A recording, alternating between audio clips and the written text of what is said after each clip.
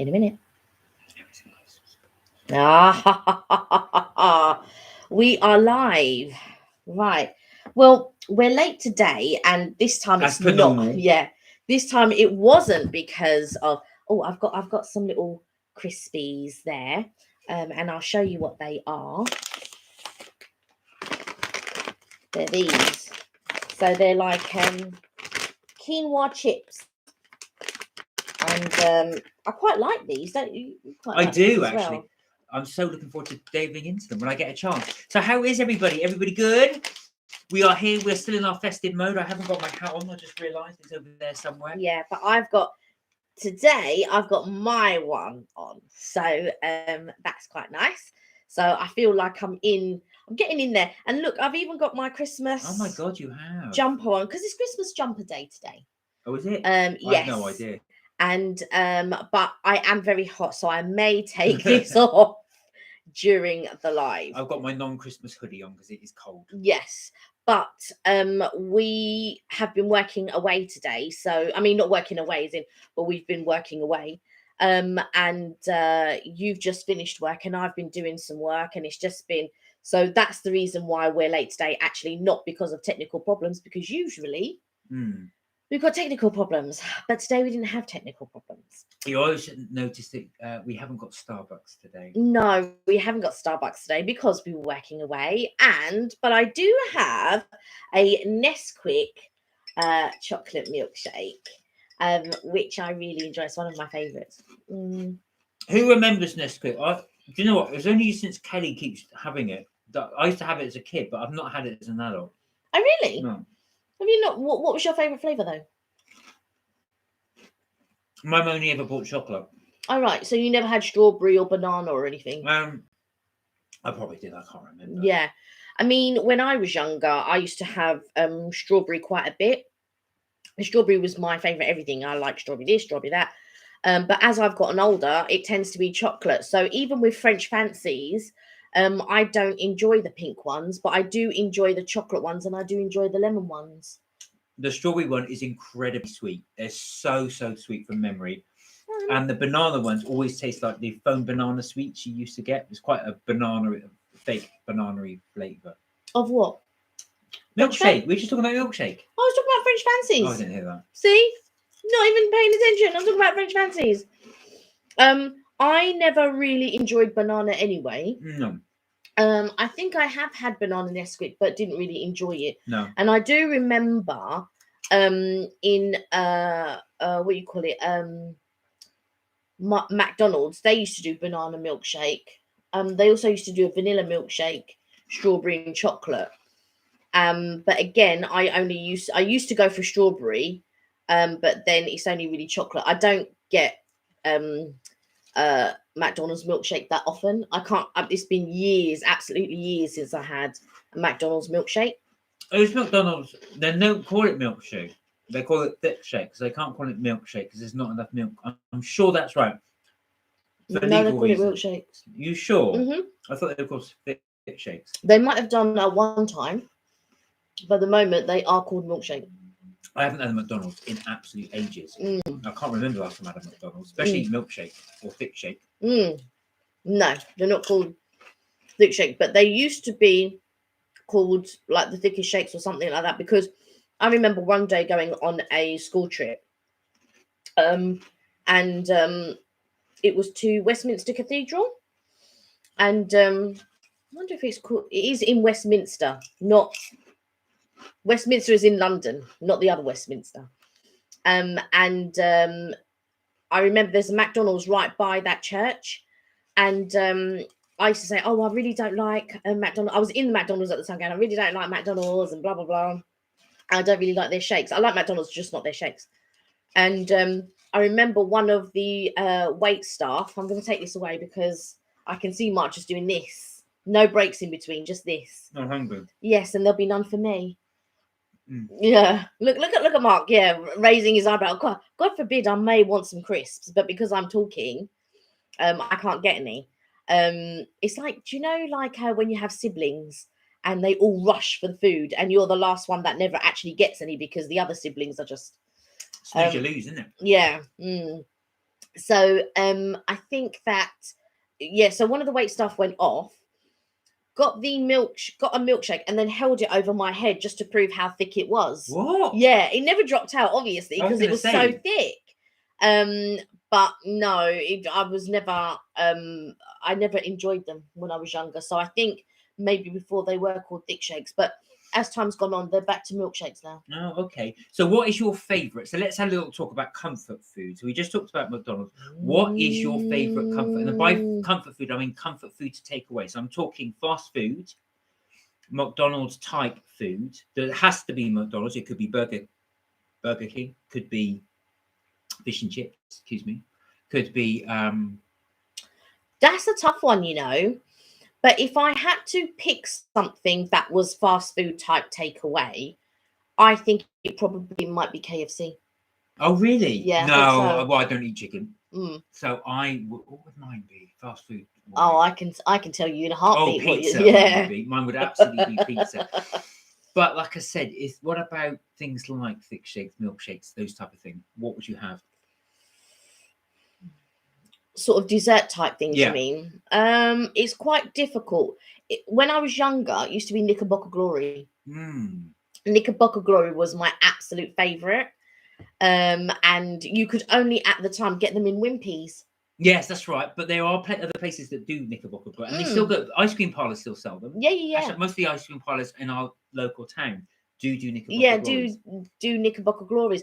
But those were the old type desserts like banana split. Yeah. And Knickerbocker Glories and stuff like that. What about you? What would be your dessert type? Oh dear, that's a hard one. If I would probably go to a cake shop and take something away.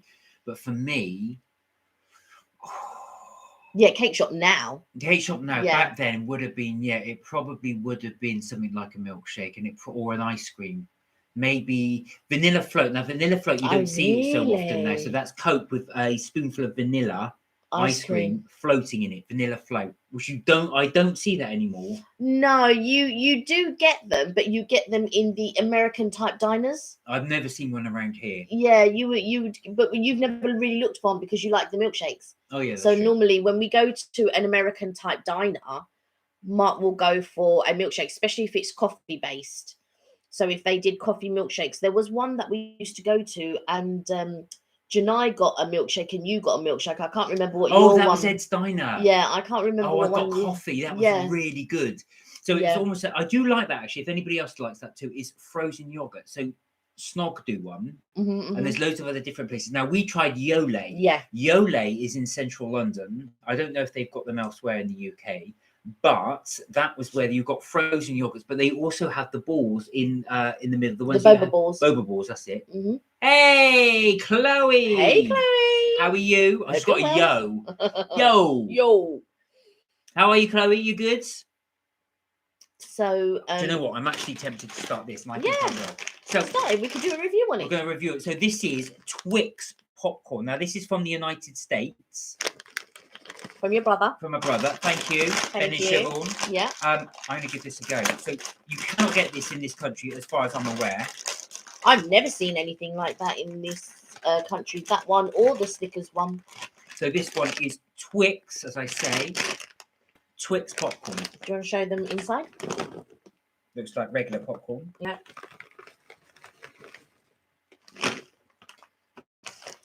Oh, you have to go already? Already? You're just here, right. Okay. Here we go. So this is Twix Popcorn.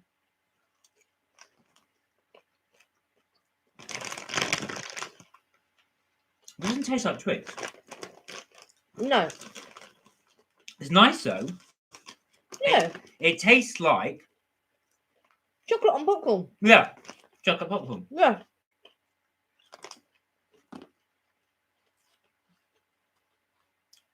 Yeah, that's what it tastes like. It tastes like chocolate popcorn. We did say best before October, but that should be all right. Yeah.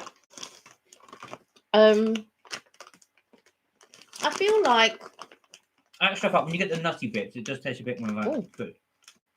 There's no nuts in it. Hey, Ray Ray. Hello. How are you, Ray Ray? Is everything good? Yeah, there's no nuts. Mine one just had nuts in it. So there shouldn't be any nuts in it because Twix doesn't have nuts. Yeah. Only Snickers. Snickers ones, there should be nuts in. It wasn't nuts, it was toffee. Ah. They're all right. It's okay. I'm liking it. I would take it to the cinema. So, Ray, how you been? We're having Twix Popcorn. And The posh one. quinoa chips. And Nesquik chocolate milkshake. Mark's already finished his Nespresso, I think. Yeah. So, yeah. Oh, Ray, you'd like this, actually. I'm getting more into this. It's tasting a lot more like Twix now as you get further down the bag. It doesn't taste of Twix to me. It just tastes of chocolate and popcorn. But it's good. Yeah. Chocolate and popcorn. It is recommend. good. So, Ray, if you were going for popcorn, what would you go for? Would you just go for regular, plain, salt, sweet, or would you go for flavour on top? Or salt and sweet. I'd go for salt and sweet. Sweet and salt. I don't like salt at all. It would either be sweet, cinema sweet popcorn, but I actually don't like. I mean, if you go to the States, there's no such thing in the cinema. They only sell butter and salt. So that's so weird to me. Just like butter and salt popcorn, no sweet. So in order to get sweet popcorn, which you can actually, it's more caramel popcorns out there. You have to go more to. You have to get that from outside. You can't get it in the cinemas there. Yes, caramel popcorn. I love Butterkiss. Yes. That's actually a really good one. Butterkiss, rah, rah, rah. Butterkiss, rah, rah, rah. But you'd like this, definitely. Many years ago, I used to get Butterkiss all the time, as in the Butterkiss caramel one. But now I like the Butterkiss cinema sweet that they do. I prefer that over the caramel. I've got to say, I don't like cinema popcorn because the sweet one, even so, is not as good.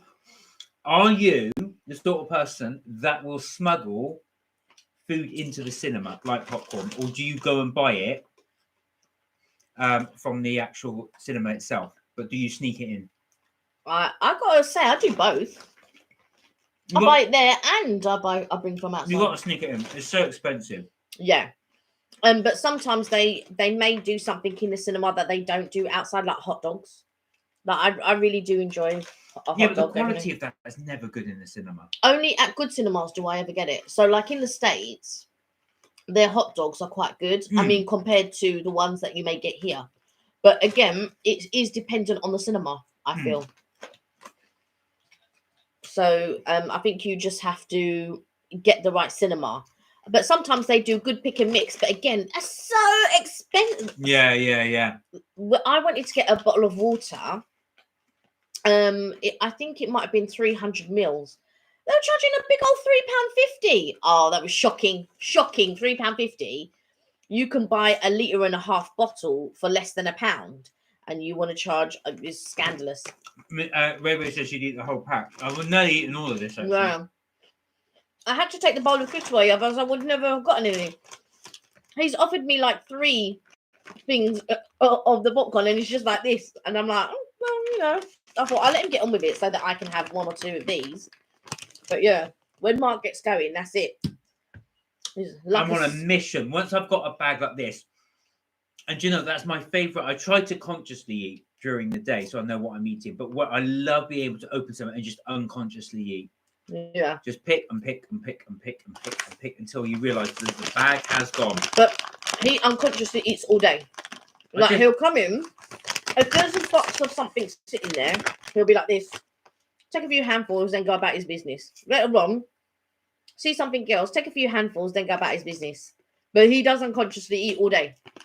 Ray says that I just leave the popcorn. I've just told them I don't unconsciously eat all day. That's why I enjoy when I do unconsciously eat. You just gone and contradicted me.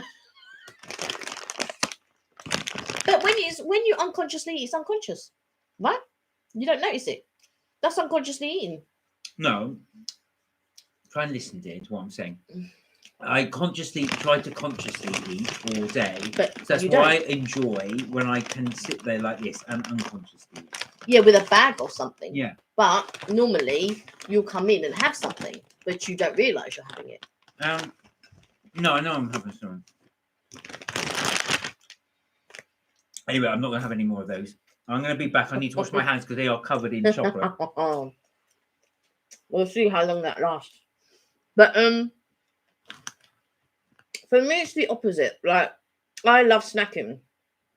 So I'm not one for eating like big meals. So I like a small portion of whatever it is. But sometimes my eyes are bigger than my stomach. So I think, oh yeah, I could eat that. And I could eat that. And I could eat that. But actually, oh, I've actually got some here. Thank you. And in my mind, I think, oh yeah, I really like this. And then realize later on, oh, I'm a bit too full. But I'm very good in the sense that I'll wrap it up, put it away, eat it again later, or wrap it away, put it in the fridge, eat it again later. So I'm one of those, I don't eat till I'm stuffed kind of thing.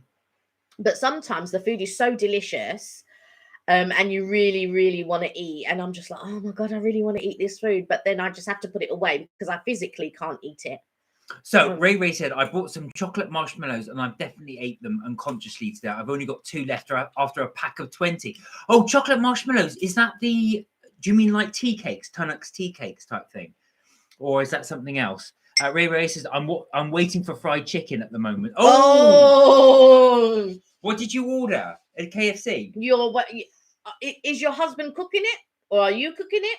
Or you're just waiting for fried chicken to be delivered? Because you said the magic words when you said fried chicken. Yeah, Kelly loves her fried chicken. I like the fried chicken. Cakes. Yeah, Tunnocks tea cakes. They are so addictive as well. Yeah, tea cakes. Do you know what? I'm not a lover of the Tunnocks tea cakes, I've got to say. Really? Yeah, I'm not a lover of them. No, it's a takeaway, she said. Okay. Oh, the fried chicken.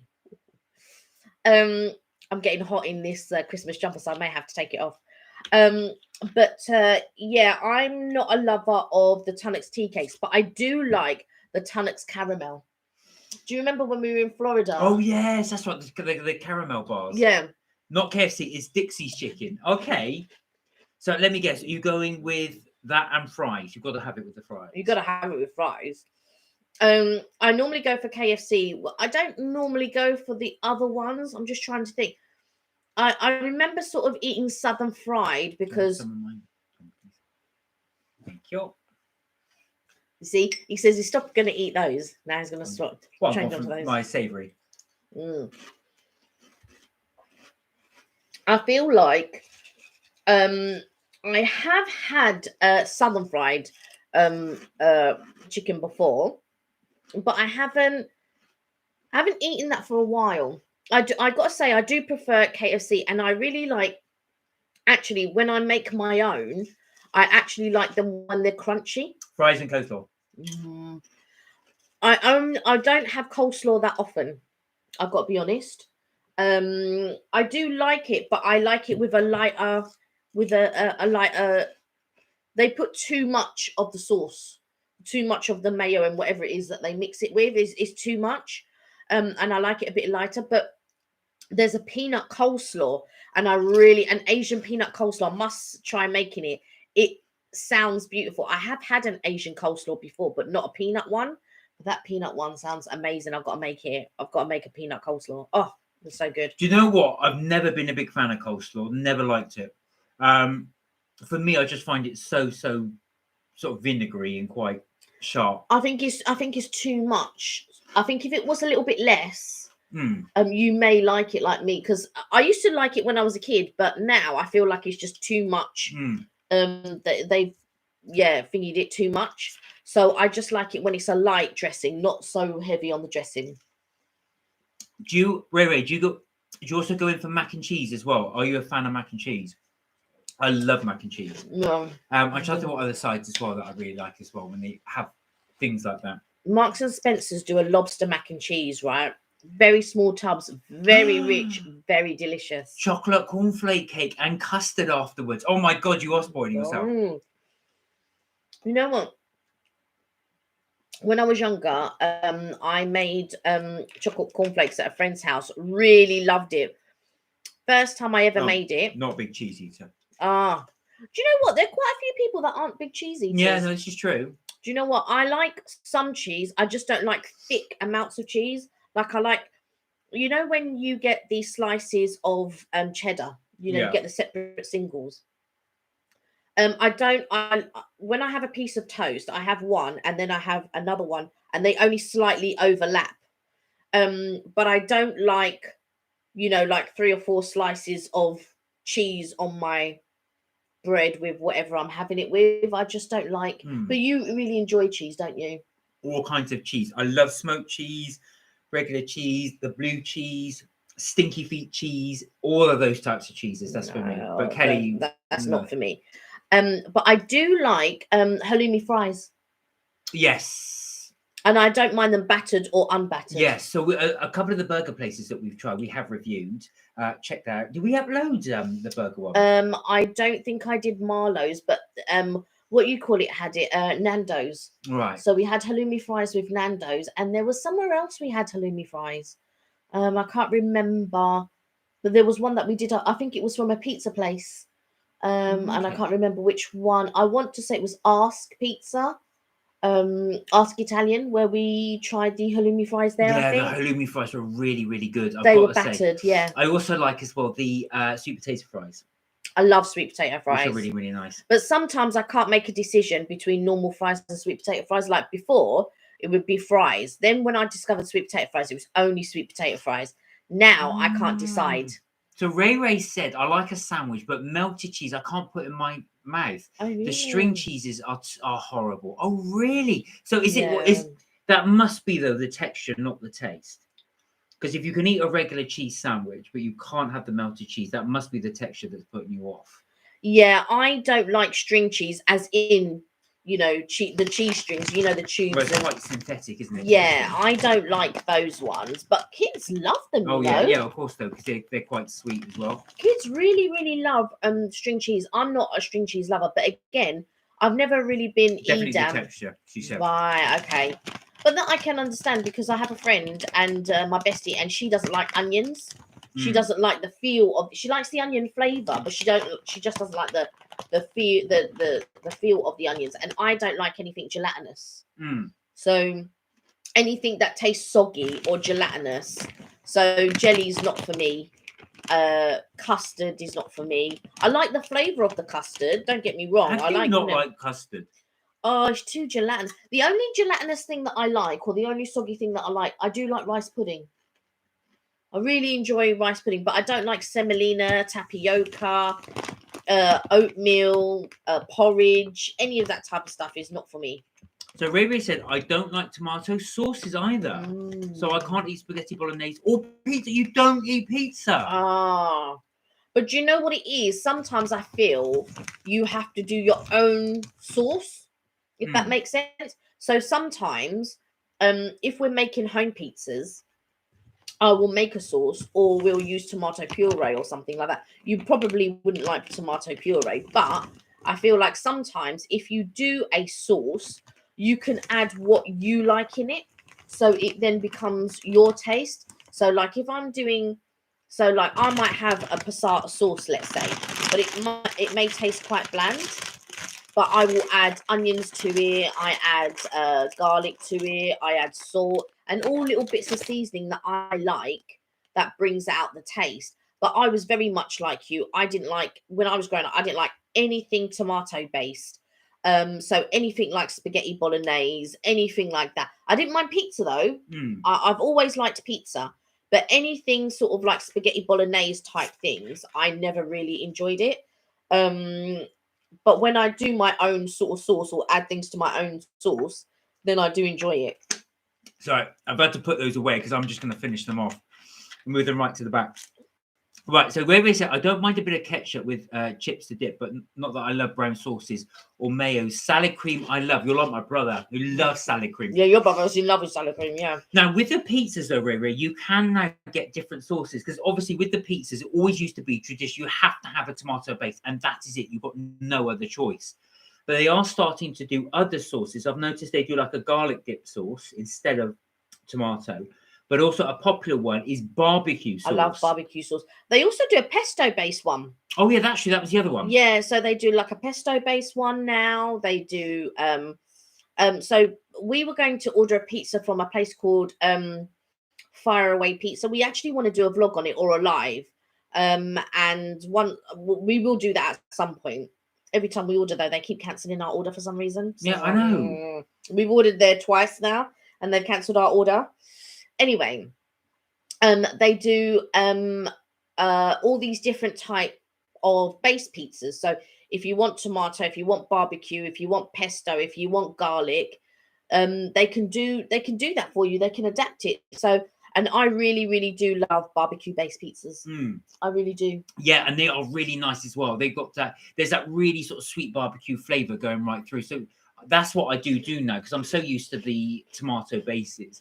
Just for a little bit of variety, like to have that barbecue base, which gives it a really nice flavor. But barbecue's not everybody's cup of tea. I know as well. It's got that sort of sweet brown sugary taste to it. Yeah, right through it. I think it just depends, really. Oh, Ray says she'd go for the garlic, a huge lever of garlic. I love garlic. I put garlic in everything. Everything there's garlic. There isn't a dish that I make that doesn't contain garlic. Everything's garlic. I love it. And if I could be bothered, everything also would contain onions. But sometimes I can't be bothered with all the chopping, so I don't bother. But there are times when I'll just chop up some onions, mix it up in the sauce, mix some chopped garlic in the sauce, and all tasty. But I have ordered some things which I did want to show you. Now, I don't know if you know anything about Spode, but Spode is, if you were growing up, your parents would have had a Spode dish, which is normally, those scenes, what do you call it? You'd get them in blue, you'd get them in pink, you'd get them in red.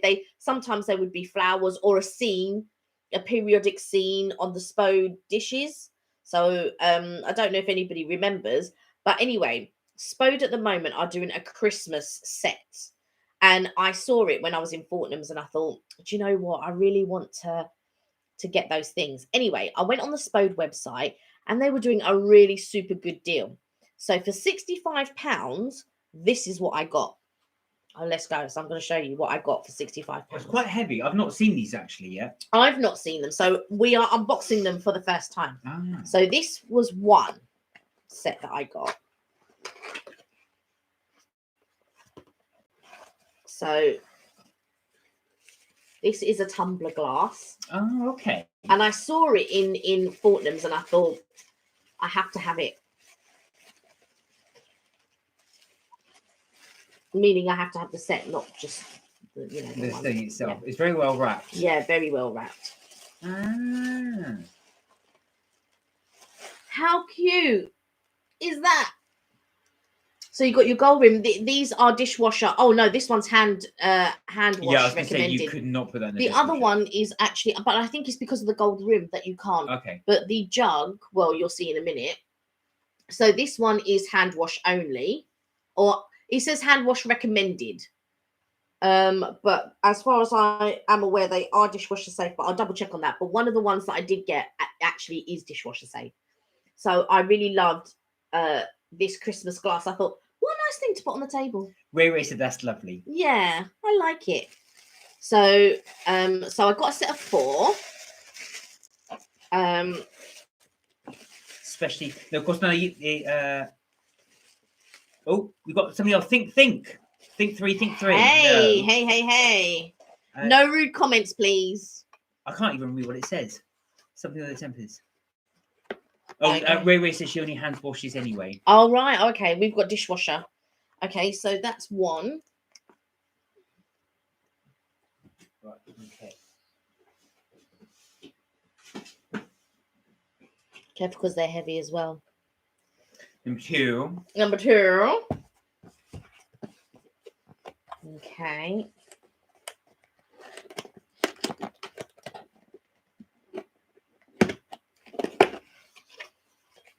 Oh. Ray says she loves the gold rim on them. Yeah, the gold rim on them is lovely. I've not seen any of these, so I didn't even know what Kelly had ordered. Oh my God, what's this? So this is another glass, but how cool is that? Footed glass. So like a bit of a goblet, I suppose. So you can see there. Another gold rim. And I just thought this would look so pretty on the table. So I love that. Hello, Chloe again. Hey, Chloe.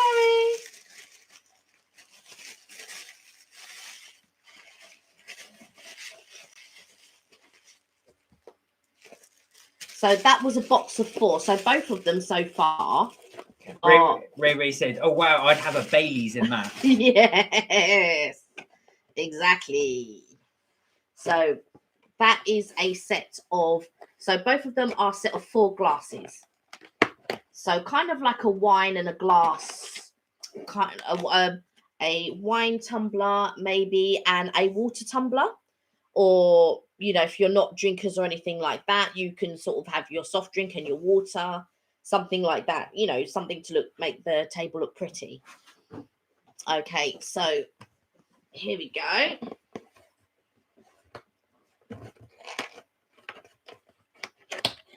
Another one.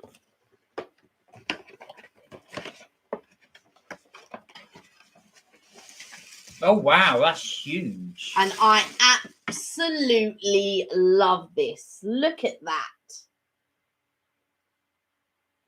It's quite a big jug, actually. Yeah, this is what I'm going to do when I make my little teas, my cold teas, and put them in the fridge. So then you can just help yourself and just pour a little. So if you have a look, you actually got the Santa at the top. Yeah.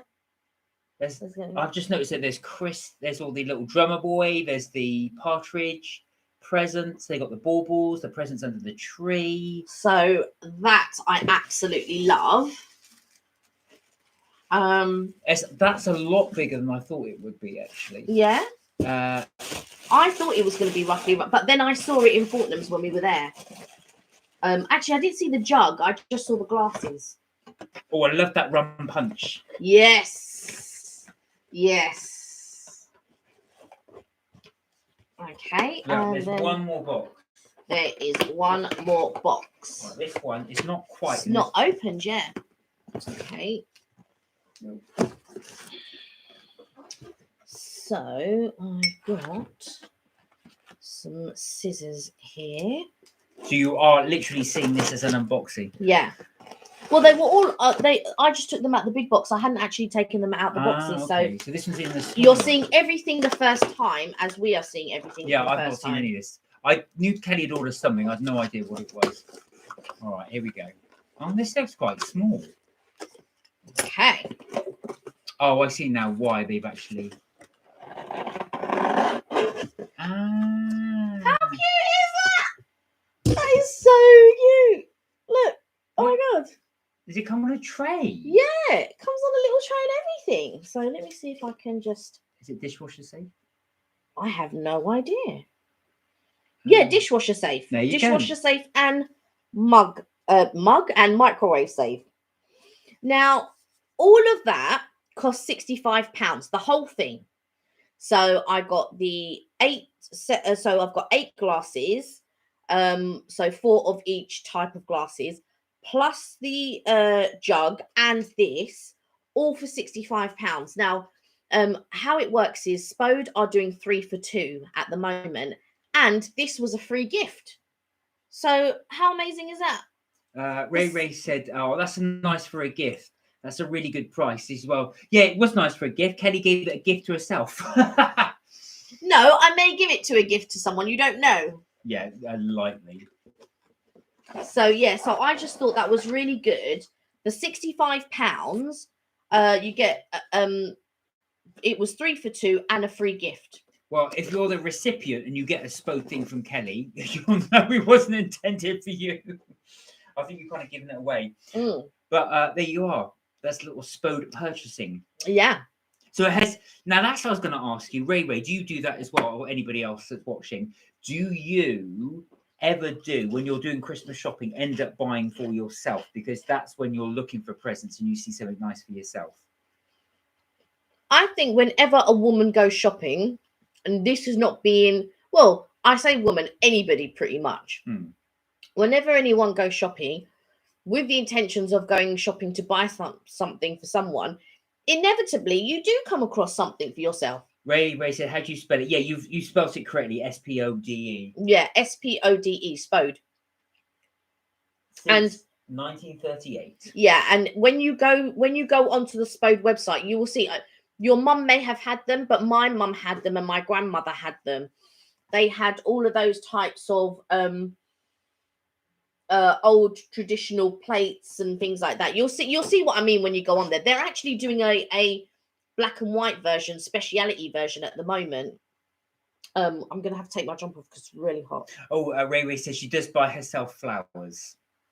Yeah, I can imagine actually when you're looking for various things as well, especially when you're doing Christmas shopping. That's the problem. When I start shopping for other people, I see things I want. I thought, oh, I'd like that. I'm actually going to keep that. Yeah, but you do get stuff for yourself. You do. Yeah. I encourage you. When he sees something and he wants to get something, and I'll just say, do you know what? Because the thing is, what I don't like is when you procrastinate about something, and Mark inevitably does this. He'll say, "Oh, do you know what? No, I'm not. I'll have to think about it. Then I'll come back and get it." And inevitably, it's gone. Yeah, that does happen. And that happens to you quite often. That does happen to me quite a bit. And then I think, so now I just say to him, look, just buy it because it's going to be gone and you're going to regret that you're not going to get what it is that you want. And it's not like he doesn't work hard. And do you know what I mean? And I feel like if you're working hard and you have your money and whatever, you should treat yourself every now and again. He doesn't buy stuff every week or something like that. So I feel like if you've seen something, or especially when we're on holiday, Mark procrastinates a lot. And I just think, well, you saved your money and we're here on holiday. You work hard. We're here. If you've seen something that you like, you should buy it for yourself. That's how I feel. Ray said, my husband came home today with my Christmas present and he's wrapping it so I can't peep. Oh, I see as well. Nice. That's really good. What's your husband like at wrapping? Because if he's anything like me, I'm terrible at wrapping. I'm awful at it. I hate wrapping presents. Ray said, every time I go out, I pass Starbucks. So that's my first stop. Do you know what? Whenever we go out, that's Mark wants to stop there first. Yeah. But because Mark can drink his drink quite quickly, but because I'm not, I don't eat very fast. I don't drink very fast or whatever. Mark's the complete opposite. So he wants to do that as the first stop and I want to do it as the last stop. So unless we're going to stop for hot chocolate or something. So then if we stop for hot chocolate, I don't mind. But if I'm going to get like a frappuccino, which inevitably, whenever we go to Starbucks, I'm getting a frappuccino, then I like to do it as the last stop. I don't want to do it as the first stop because we've got the whole day. So I want to go out and do this, that, and the other. And then as our last stop, that's what I like. Well, that's interesting, actually, Ray. You want to do it first stop. The reason why I'm exactly the same. The reason why I want to do it first stop is because that keeps me going. If I can wander around with my coffee, I can get there, get my caffeine high, and then just get around doing the bits of shopping I need to do. But I'll always say to you, get yours and I'll get mine later. I know, but invariably I have to then get it second. But I do get like it whenever you want. I do like to get it. So I don't know if you're the same, but that's what I like to do because then I can feel like I can just drink it.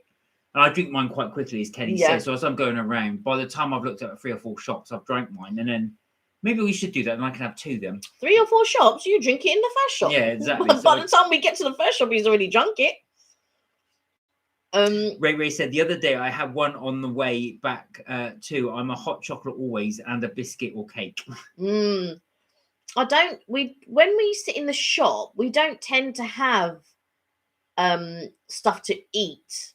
But if we're ordering it from home and they're doing like a special or Mark's seen something that he likes, like when they were doing the plant-based biscuit, you like to get that. And then sometimes I like to get like a pan au chocolat. Or the other day, they actually had almond croissants in. They never, ever have almond croissants in.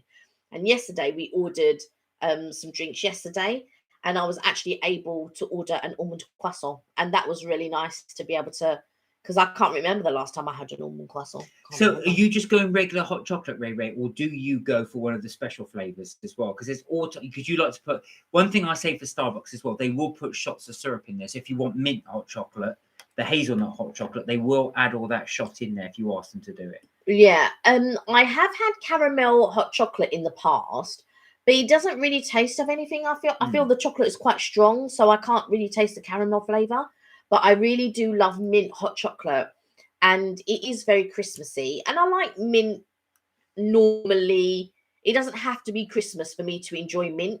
Like a lot of people, they'll see it as, oh yeah, it's Christmassy. But although they pretty much only do it at Christmas, so it then does become that novelty Christmas thing, doesn't it? Oh, bless. Ray said, my husband's just ordered a club sandwich, and he said, where's the other half?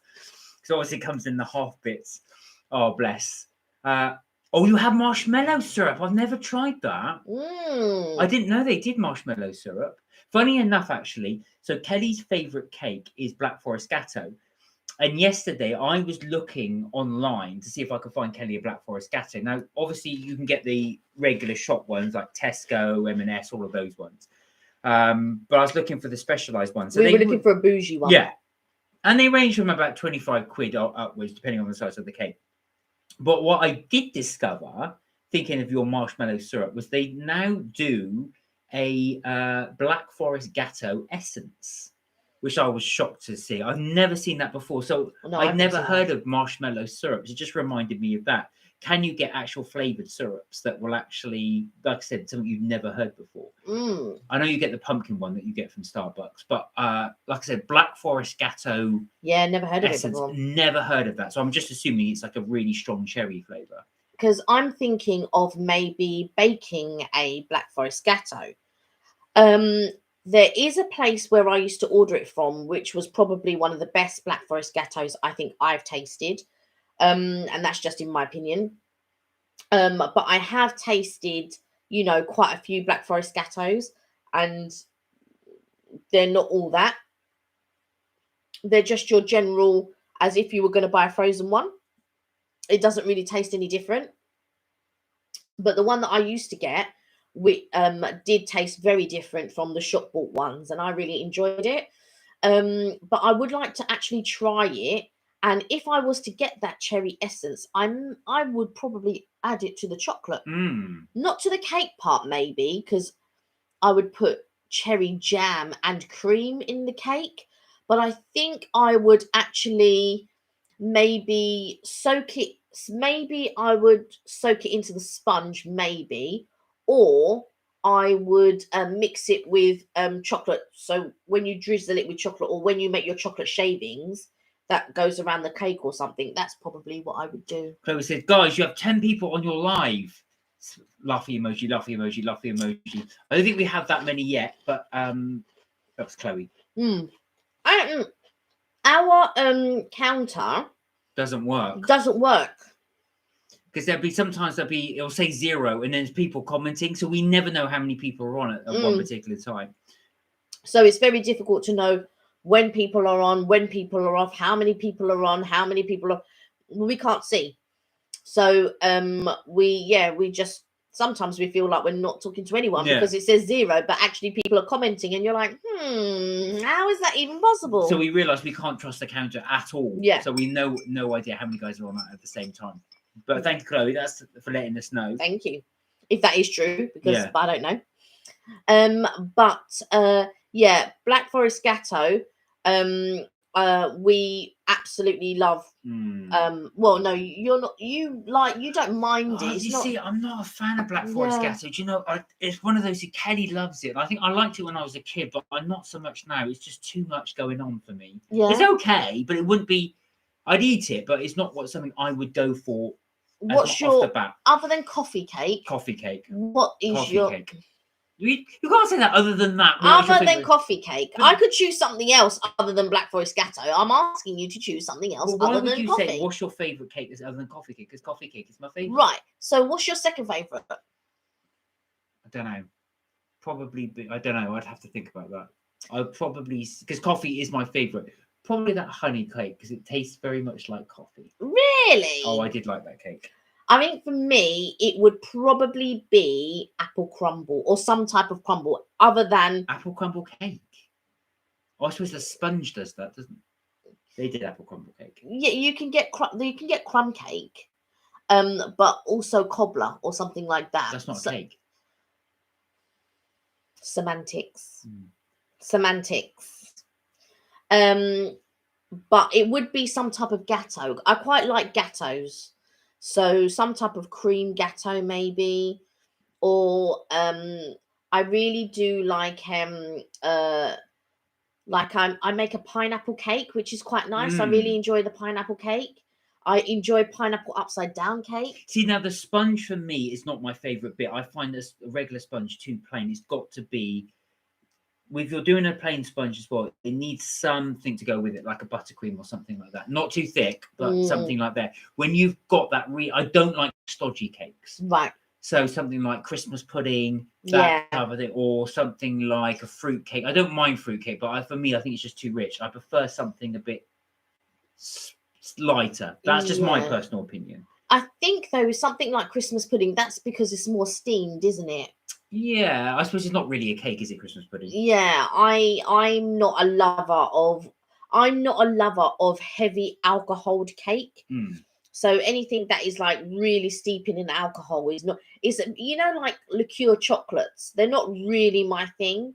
Liqueur chocolates and cakes that are heavy alcohol based. So like raisin, like a rum cake or something. The raisins have been soaking in rum or something like that. But I do like rum raisin ice cream. Yeah, that's Kelly's favorite. Kelly will automatically always go for rum raisin. There's rum raisin. I'm going for it. There's something. Chloe said we got 22 viewers. Wow, I can't see that from my one. So your ones must be more accurate than ours. Well, I can only see 2. Yeah, but like I said, we never go by the counter because we can never see. There's something about our YouTube live one that always never gives us the right information on there. But anyway. But yeah, I think. Now, I was going to ask, going back, what is it, Ray? Do you have ice cream? You're having your what do you call it? Your cornflake cake. So with your cornflake, I'm assuming that's cornflakes and chocolate cake. And then what ice cream are you having with that? Because I'm wondering what the perfect accoutrement to that would be. What is everyone's favorite ice cream flavor? We've done this one before, haven't we? Have we? Ask for flavors. Yeah, I'm sure we've done this before. What's your favorite? Coffee. You are. See, Kelly does this. He goes, "What is it? Oh, what other than that?" But that is it. I thought for some reason you really liked Tutti Frutti or cherry. I'd like Tutti Frutti and I like cherry, but I prefer coffee. Oh, we've got one viewer now. He's gone right back down from 22 to 1. Sorry, guys. Yeah, I like lots of different flavors. So I like I'm a Haagen-Dazs person, so I really enjoy Haagen-Dazs ice cream. And I really do like the macadamia nut brittle. Really like that one. Years and years and years ago, they brought out 2 limited edition flavors, which one was Bailey's, which they still do now, and the other one was Malibu pineapple. And in the States, that's really good. They still do Malibu pineapple in the States. They don't do it here, but they do it in the States, and I really enjoy Malibu pineapple. So, Chloe, I owe you ice cream. What is your favorite ice cream while you're on? What's your favorite to do? Do you know what? That I've done this rant before, and I'm going to do it again because Kelly just mentioned it. So when we went to the States, you had the pineapple and coconut ice cream. That was so good. I could get hold of the coffee ice cream. That was so good. For some reason, these flavors are so hard to come by here. I just don't get why. And everyone goes for the same boring, plain flavors. I don't know why they are so difficult to get in the UK. Yeah, they used to be available in the ice cream shop, in the Haagen-Dazs ice cream shop. So you could get all the flavors there, but you cannot. But the ice cream shop it used to be in Leicester Square, which is closed down there. There was actually 2. So you actually had the restaurant part, and then you had another part, which was a to-go part, which no longer exists. There's still a Ben & Jerry's there, but there is no Haagen-Dazs, which is such a shame because I used to like going there. Overpriced for what you got. Yeah. But some of the ice cream there was so good, and I used to really enjoy it. But now they don't do that anymore, which is a real shame. Well, the rent in Leicester Square will be so phenomenally expensive, so I can understand why they didn't. They were having to charge at £7 for 1 or 2 scoops of ice cream, just clearly to meet up the rent prices because it's so expensive. Yeah, mind you, wasn't it a similar? I'm sure it was a similar cost when we went to Belgium. We went to Brussels because they had a Haagen-Dazs there. They've got 2 there, haven't they? Yeah.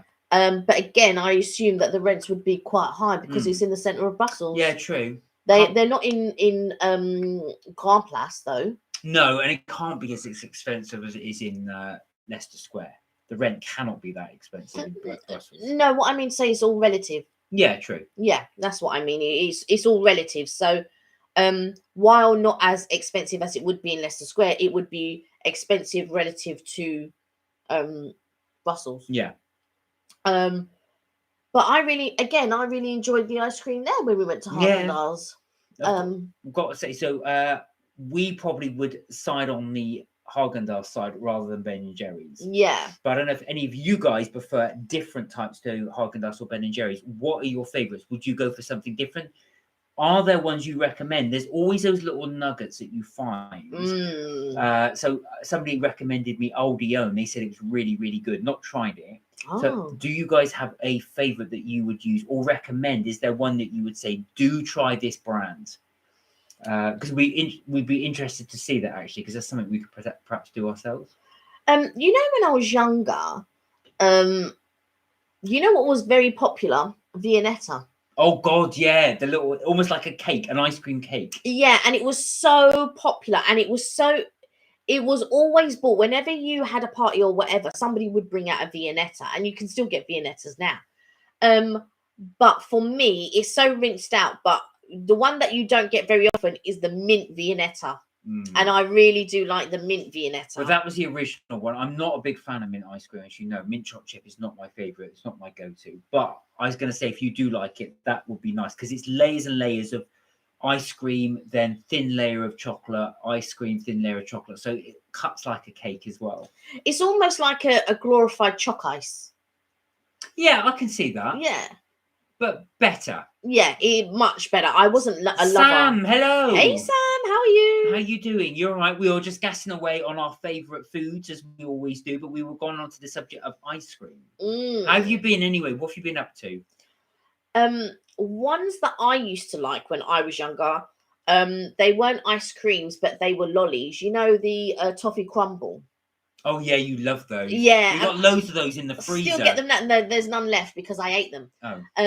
So yeah, that's where they went. I like the toffee crumbles, and I also like the mint feast. I don't like the normal feast, but the mint feast, I'll eat the normal feast. Don't get me wrong, but mint feast is one of them things that I really enjoy. Can't do mint.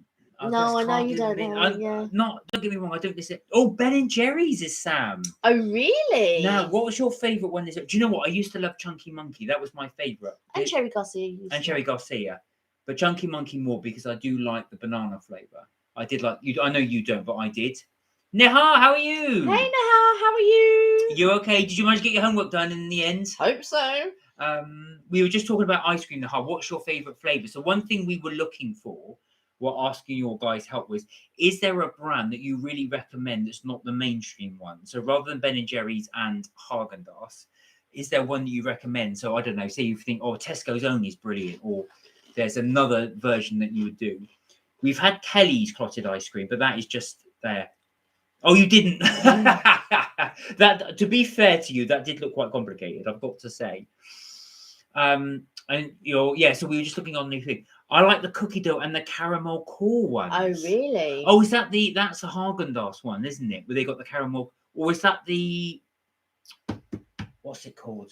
Haagen-Dazs do a cookie dough, but I've not seen the... No, there's one called a core. So basically it's got the outside, but Magnum do one. I think it's called core, but I don't, is it the Magnum one? Or are you thinking of the, Nahar said, there are 18 things to do with 10 questions in each, and it's due in on Wednesday, and I'm only on the 7th one. Oh, no. Well, at least Tesco do a really good toffee ice cream. Right, thank you, Sam. Wow, okay. I'll have to try that one. And we do our order from Tesco. Yeah, we do. So I will have to have a little look at that. Yeah, we do. There was one that I used to get, which was a cherry ripple, which you and Alicia quite liked from Tesco. That was nice. That was quite a nice one. I'll have to go for the toffee one. Can you pass me the... I want the little crisps. I'm having a little munch of the crisps. So yeah, we've got our little snacks here. Yeah, there was a cherry one, and I bought a mint choc chip, but because sometimes when we have barbecues, I get ice cream. And do you know what I did one year? So one year we did a barbecue and I bought cakes for the grown-ups and then I bought lollies for the kids. Well, only the adults ended up eating the lollies, the kids as well, but all the adults were having lollies as well. And I just thought, right, so next time I realised, right, I've got to have lollies and stuff like that. But we haven't done a barbecue now for 2 years. No, 2 years. Well, more than 2 years. It's got to be 3 years now. 2019 was the last barbecue we did. Yeah, so we didn't do one for 2020 and 2021. That's 2 years. Right? Will be 3 years this year, yeah. What, in 2022? Yeah. We'll have to see. We'll have to see. They may hopefully allow us to do. I'm not so sure. We didn't have a very good. To be fair though, we didn't really have a good summer last year anyway. No, do you know what I remember? So when lockdown happened, I'll never forget that. It was cold in March, and then April and May in 2020 were amazing months. They were so warm, so sunny. June, really, and then June was good, and then but this year was terrible. April was cold, May was cold. June was okay, and then July was horrible. We had the heating on for quite a lot of the time. It was horrible. It was terrible. And then there was a problem with our heating. We had to call the boiler guy out. This was in the middle of it wasn't even the winter time when we were calling the boiler guy out. So yeah, I'm just feeling sorry for Nahar. Got 18 things to do with 10 questions in each. It's due on Wednesday, and at least you got the whole weekend.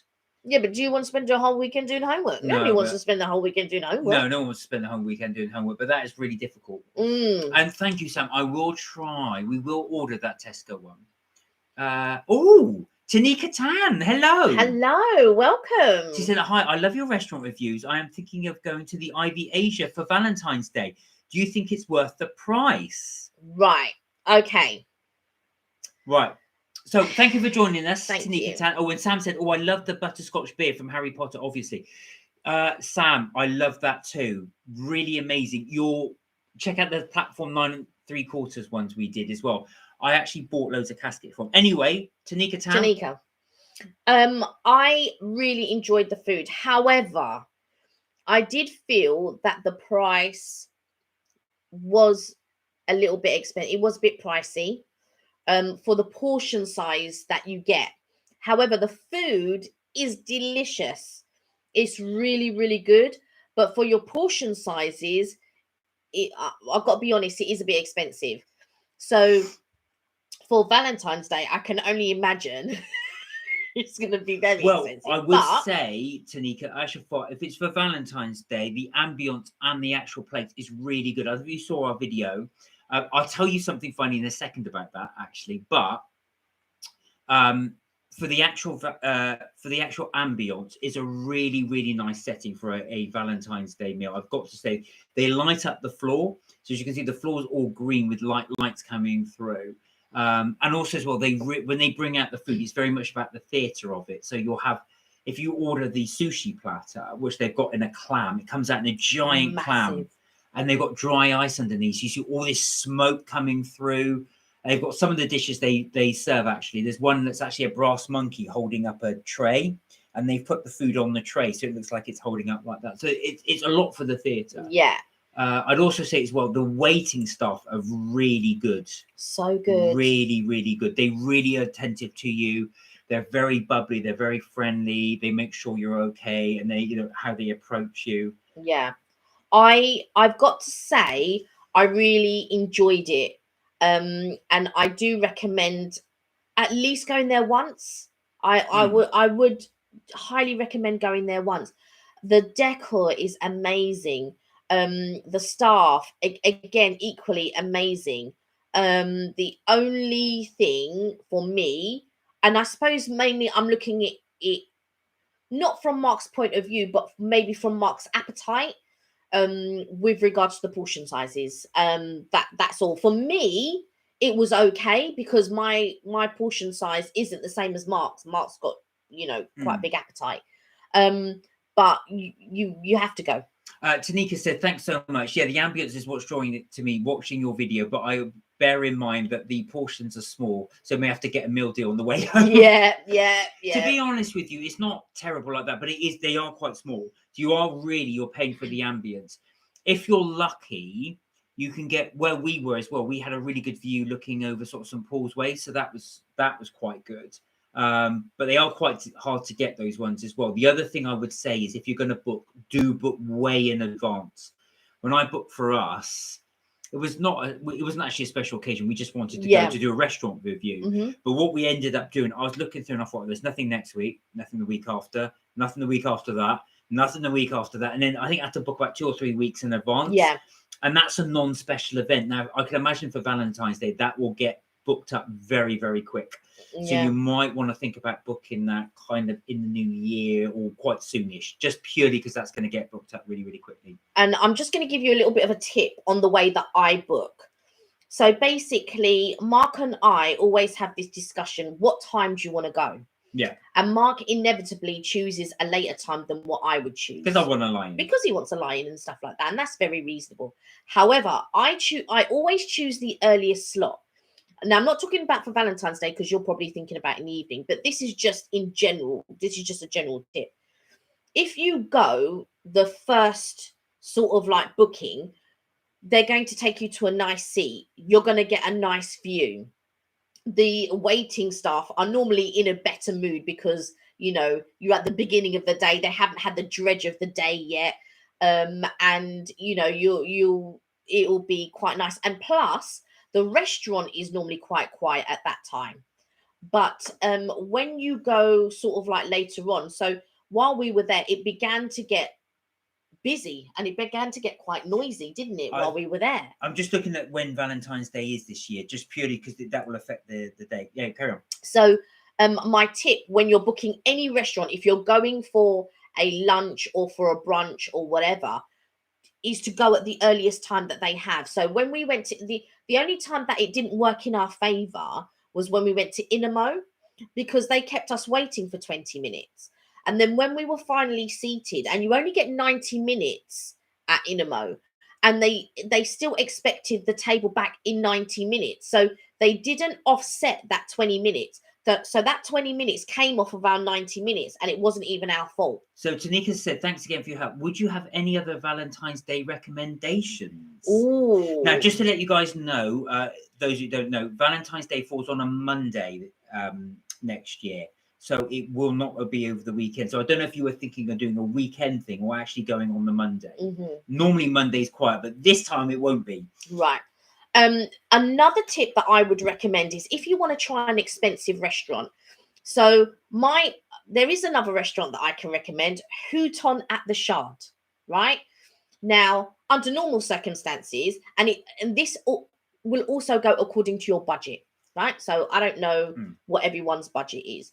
Now, Houton at the Shard, they do a set menu. If you book early enough, because it will say if it's lunch or whatever or whatever. Now they've got 2 set menus, one at £55 per person and one at £59 per person.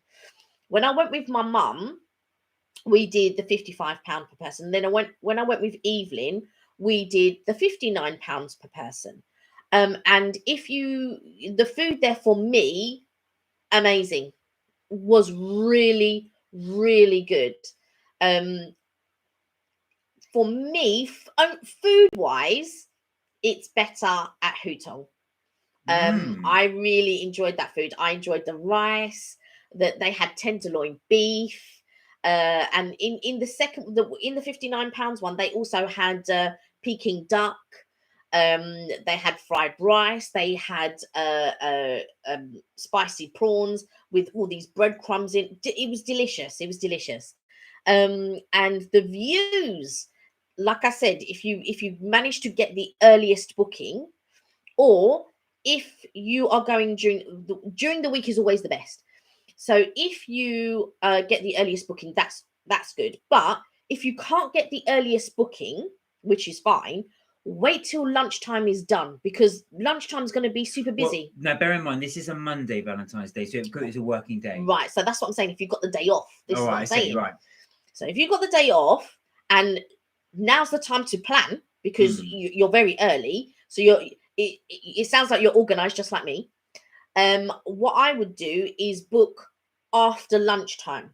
So roughly around maybe any time, I would say from 2:30. I wouldn't even say from 2, but from 2:30 to 2:30. You can risk it at 2 or 2:30 because the restaurant's going to be quiet.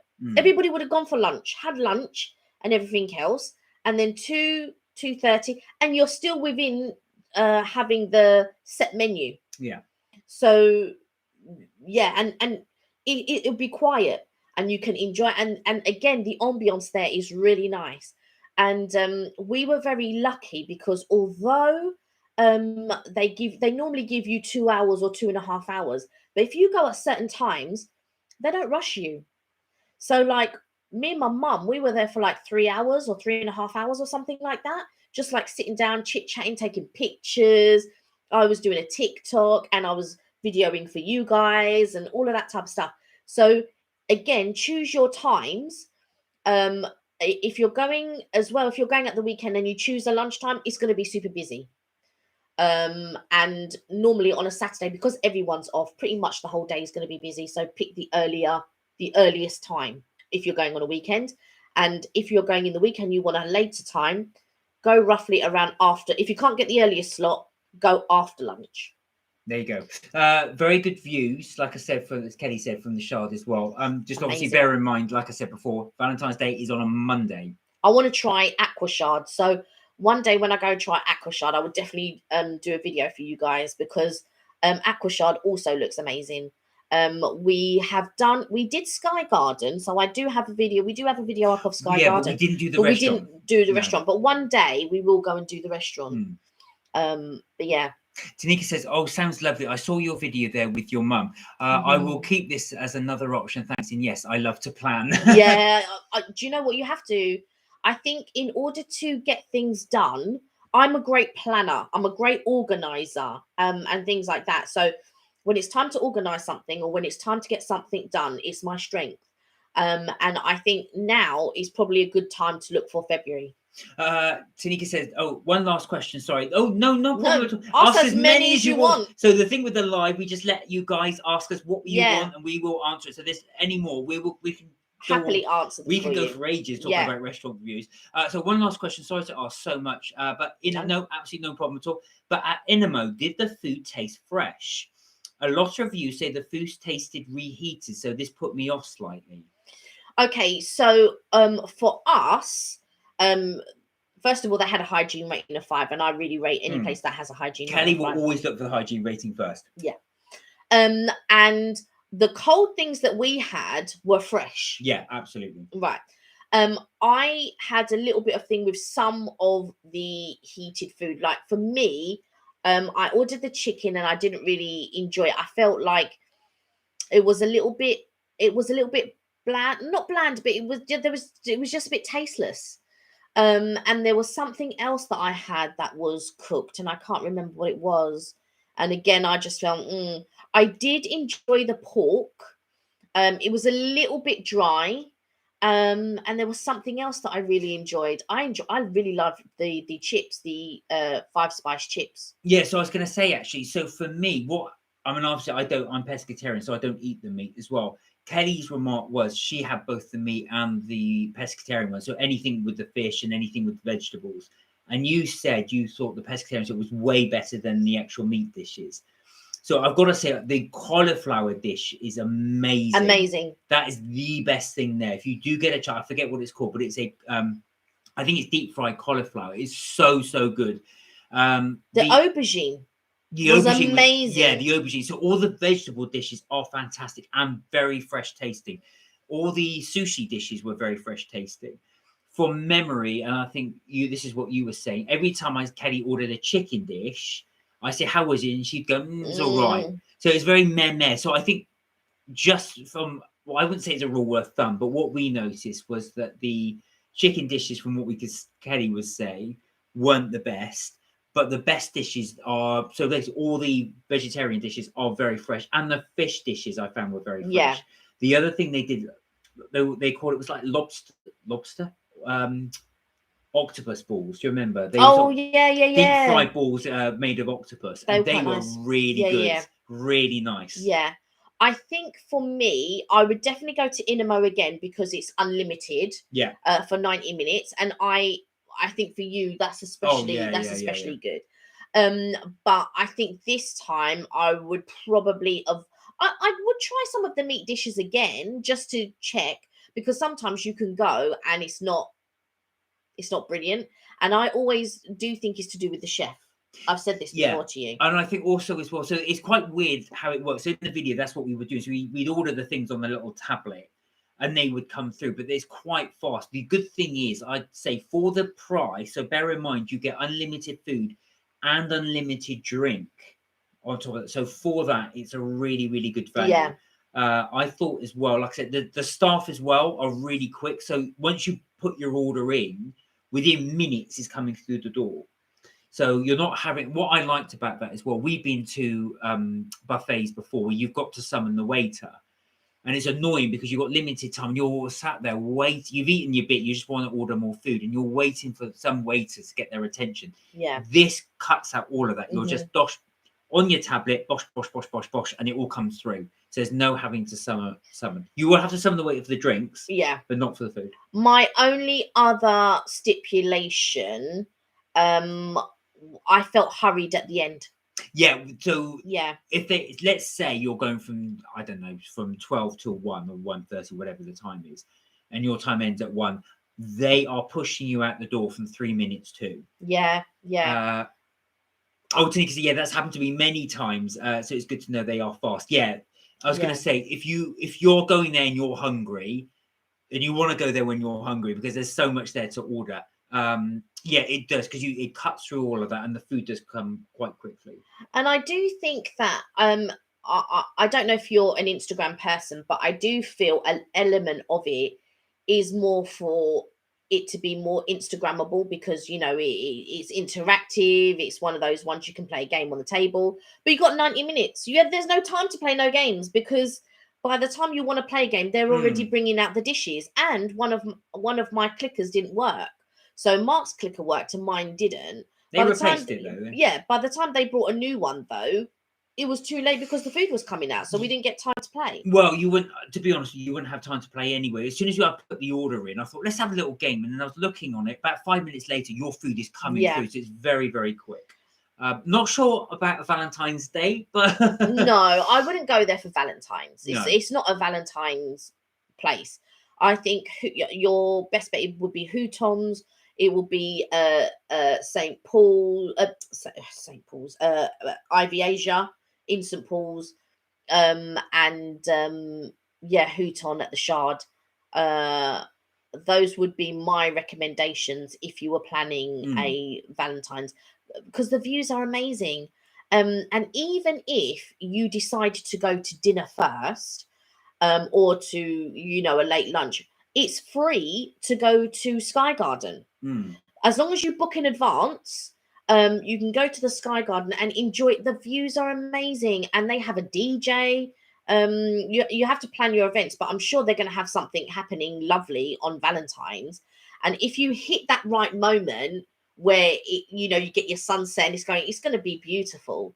And again, a lot of people will be going for that sort of sunset type moment. So again, if you're at Houton, or if you go to Ivy Asia, or the views are nice, but they're not amazing. Like, you can't see all of London from Ivy Asia, but you can if you go to Houton, or you go to the Sky Garden. There is another place near Ivy Asia. I haven't been, but it's a rooftop and it's called Coq d'Argent, and it's at Poultry. So where there's also a place upstairs called Madison's, by the way, as well. So if you wanted views, where One U changes, if you go in the lift, there's a Madison's upstairs. Or if you go down towards Poultry, so down towards, as if you're going towards the Ned, just tucked away underneath is Coq d'Argent. You've got to take a lift. There's always a queue to get in there. There's forever a queue. But again, if it's views that you're looking for and things like that, again, those are some places that you'll get amazing views. Oh, so Tanika's asked another fun and hypothetical question. Mhm. What would your death row meal be? Or meal, so for each of us. And thanks Ooh. again for the tips and reviews. Love the channel. Oh, Thank you. Death row. So okay then, hypothetical. Let's say it's got to be starter, main, and dessert. Wow. So this is going to be a tough one. It is going to be a tough one. I think I can do mine. If I was to go for oh God, that's difficult. Because it's difficult. I think. Let me do mine then. Yeah, you do yours. I'll do mine. So for me, actual fact, it's been a combination from meals that we've had out. So my starter will be, there's a restaurant called the Q Bar, which we've eaten in before, and they do the most amazing starter. So what they'll do is they get garlic butter, and they've got prawns as well. They cockspade prawn, what they call? How do you? They butterfly prawns. Butterfly prawns. So the idea is they have the butterfly prawns, and it's absolutely swimming in this garlic butter. It's amazing, and they actually put pieces of bread in there, so you can actually soak up all that. It's absolutely one of my favorite starters. Really, really good. So that would be my starter. I'm afraid I'm a bit of a philistine when it comes to food. I'm gonna say it. My favorite meal is seafood pizza, but proper seafood pizza. So I'm talking clams, mussels on there, calamari.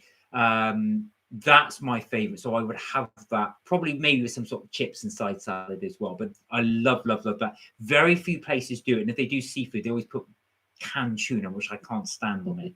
So that would probably be mine. Dessert is my ultimate dessert, and that is Eat and Mess. That is my favorite. Oh, Tanika says she does garlic butter. Yeah, Tanika, this is swimming in it. I do want to do a review on it because it's one of my favorite starters. Yeah, I've got to say, I enjoy that. I really enjoy that starter. Yeah. I wouldn't get that. So yeah, obviously. Only because I love pork and I love steak. So I think I would have to have some type of... Good question though, sorry. Yeah, I'd have to have some type of pork or steak starter, I think. And I'm just trying to think what good... And it's very difficult because a lot of places dry out pork, and a lot of places dry out steak. Yeah, it's difficult to cook it, yeah. Difficult. And I don't tend to order steak out because I cook it at home. And I know how I like to have it done, and I know how I like to cook it. So, and I don't like too much blood. So if you're saying like, oh yeah, like some people go for medium rare or something like that, and I'm like, well, the blood's been on my plate. No, thank you.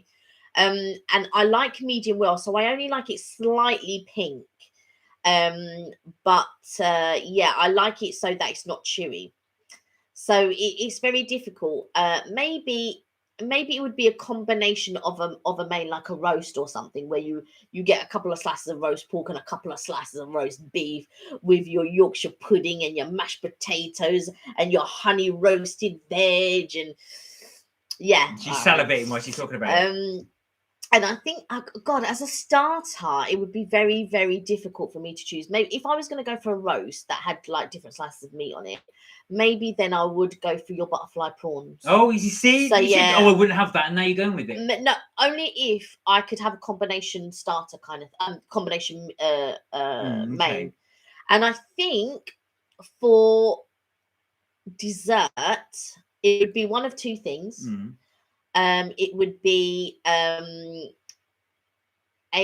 maybe like some type of crumble. Yeah, I think, and a Black Forest Gatto, or Black Forest Gatto. You can only have one. What's it going to be? And one of the two. Which one? Black Forest Gatto. There you go. And what about you? What would you have? What would be your ideal death row meal? Tanika, you raised the question, which is a really good question. Actually, that is a really, really good question. I think as well. I think what would be difficult for me is because we've kind of had like so many good meals. Yeah, we have actually. And I tend to lean towards Japanese or Chinese meals. So I really love. I mean, my family hail from Mauritius, so it's a very big Chinese influence. And I really love, Chinese or Japanese food, really. So to not choose something along that spectrum, but to choose maybe a roast, I don't know. So you can say good choices, or you have to think for a bit. Yeah. Oh, Sam, what would yours be? What would yours be? I love Chinese meals. Sam said loves Chinese meals. So what would yours be? So think about it. So it's your ultimate meal. Death row meal, your starter, any starter you want, your main, any main you want, and obviously you'll finish off with your dessert. We didn't do drinks, but I think those three were pretty good to go. What you'd wash it down with. But I think do you know what? It was so hard because I was thinking with the starter, I love that starter. That's my favorite starter. Yeah. But I've got to say, with dessert, main is so difficult. There's so many different varieties. Yeah. I feel like the only thing with the garlic butter is I can't have too much oil. So although it's death row meals, it doesn't matter. So it doesn't really matter, which is why I would choose it. But in general, like sometimes I can't eat too much of the butter, but I absolutely love it, and I love it when I dip the bread in and soak up the bread. Yeah. It's so delicious, and I like the prawns again. But sometimes I like coconut prawns. So like what we had at Bahama Breeze. Oh yeah, that's delicious. Yeah. Do you know what as well? To be honest with you, my favorite meal, believe it or not, is actually breakfast. That is my favorite meal. You love eggs. I would actually say, so with the death row, I would probably go for a breakfast, but that's my favorite main course meal. That's what I would actually go for. I'd like to go for something gourmet. So like I don't know, something like a filet mignon. Yeah, I don't eat meat, so mine won't be that. Yeah, I'd like to go probably for a gourmet meal, but you haven't had a gourmet vegetarian meal before, so maybe. Well, I wouldn't start then at death row. I would go for what I was comfortable with. Yeah, what you're comfortable with. But what I'm saying is, I don't think you've had enough maybe varieties yet to know maybe what your main meal might be. Yeah, see where I was getting, because although I said seafood pizza, I do love fish. So I would say I would want that, but I have it so often. I think for the death row thing, I would want a one-off. Would you want a variety, like a seafood platter, like monkfish and octopus? Yeah, I would. Squid or whatever it is. I think for the purposes of this, you're saying one meal. And death row, where they never go and give you all that seafood platter. It's your last meal. You never know. Yeah, they tend to sort of do what you want. Yeah, you order it in advance apparently, and then they bring it all in. But yeah, because I can imagine people, especially if they've been maybe, locked up for a little while. I can imagine somebody ordering a cheeseburger because they haven't had. Well, that's what they do. That's apparently what does happen. I have seen documentaries on people having their death row meal, and they do that. They do go for very simple burger, fries, and something there. Oh, Sam says, as a starter, probably Chinese salt and pepper ribs. Good choice. I might go for honey, though. Honey roast, yeah. Honey ribs. Now, as the main, probably some sort of pork. Probably some sort of pork. Okay, so you'd have to have a little refine on that one. But I'm thinking you're going to go Chinese pork. And as a dessert, I would pick churros. Oh, really? And if we're doing drink, I would probably pick a blackcurrant oasis. Good one. That's a really good one, actually. You would like churros, but I would like your first two. I like churros. The salt and pepper ribs, yeah. Normally when you have salt and pepper ribs, it's dry, as in not the ribs are dry, but it's not like in a sauce, is what I mean to say. So you're getting the actual taste of the meat rather than the sauce. Yeah. But I think I'd probably go for like a honey ribs, quite like that. And then we went to a really good Chinese place in London, in Wardour Street, just off of Chinatown. It was called Orient London. Oh, the ribs there were really good. The duck was really good. Anyway, like I said, I love Chinese. So now for Tanika's one. For a starter, I think I would have a French onion soup. Oh, with a wow. really good cheesy garlic bread. Okay, Right, okay. so okay, I see where you're going.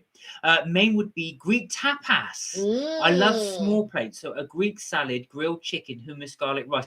There's a really good tapas near us actually, which is one of your favourites. Oh, yeah. Where you like to go to, right? And then for dessert, probably an apple and rhubarb crumble with custard or a really good slice of chocolate gâteau. For drink, I'd choose mango juice. That's interesting. No one's gone for booze for their last meal. Yeah. No one's gone for alcohol, which is quite interesting. There was something Nice on choices, guys. By the way, I'm Yeah. really impressed. Your Greek one. I like souvlaki. Listen, I went somewhere. It was basically in Farringdon. In I don't know how many of you know. Also, London take very a sec. Well, I'm cheating there, but also would love some plantain thrown in there. Ah, okay. Well, fried plantain, yeah. My sister-in-law and my nephews love. My brother too loves plantain. I don't like anything banana based, so it just doesn't agree with me. So I'm not really a lover of plantain. But yeah, my brother and his fiance and the kids, they love plantain. Tanika said Greek food is so good. Are you also a fan of Turkish food, or is it mainly the Greek food you prefer? There's a place in Farringdon. So when you come out of Farringdon Tube Station and you turn right, there's a Starbucks. And when you go down the corridor, there's a little courtyard. And in that courtyard, they have a market I don't know if they have a market every day now or if it's just every Thursday. And there is a Greek stall there and they do souvlaki. But when I tell you, it's probably one of the best ones that I've had. And the pork one, and it's well, do you know what, too Tanika? good. The reason why I asked that is because I work in North London, so when I go there, there's lots of really, really, really good quality Turkish restaurants. So as you know, when I pre-pandemic, when I was in the office every day, it was getting really bad. Myself and one of my good friends I used to work with, we used to go to the Turkish restaurant 3 times a week. We're spending so much money. And I was putting on so much weight, but the food was amazing. Yeah, absolutely. One thing I love about Turkish food as well, the fish is fantastic. Really, really good fish. All barbecued on a charcoal. It was really, really good. They also do really good stews as well. The stew is fantastic. Well, the bread that comes with your butterfly prawns is Turkish bread. yeah, I love really Turkish good. bread as well. Yeah. Really do enjoy Turkish bread. Yeah, me too. The way that soaks up that yummy goodness. It's got sesame seeds on it. Yeah. That's really good. Really delicious. There are a few restaurants that I've been to. I'm just struggling to find out which one. There is I quite like a few of the Ivies. I think I've been to about 4 different Ivies now. And I went to the Ivy in Victoria. I actually went with my mum. And the Ivy in Victoria is really, really nice. Again, the staff is nice. But I've got to say, the best staff, Ivy-wise, that I've been to so far is St. Paul's. Ivy Asia. Oh, Ivy Asia. Oh, yeah, I will say that. We'll go back to Ivy Asia again, though. But the staff was really, really good. To give you an example, we actually had, when we sat down, the table's a bit wobbly. So Kelly asked the guy, can we just put something underneath it? This is the manager, we assume. Assume, because he's dressed in a suit. In the suit. He got down almost on his hands and knees and was screwing the table for us. I said, all right, just a little bit of thing just to keep it steady, like a card or anything. But no, he got down on his hands and knees and actually adjusted the table. I thought he was just going to he goes, I'll be back in a moment. So I just thought, he's going to get one of the ones who were dressed in waistcoats to do it. But I've said this before, I come from a hotel background. And when you are willing to go and do something yourself, that's a sign of good management. 100% sign of good management.